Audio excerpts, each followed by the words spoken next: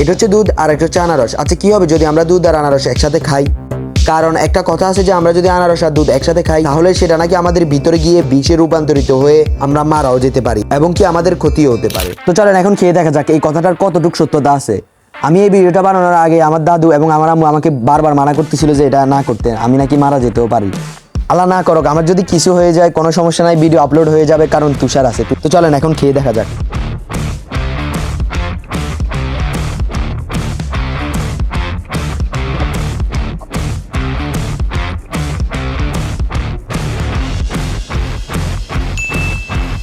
কি রে বুকে ব্যথা করার কা?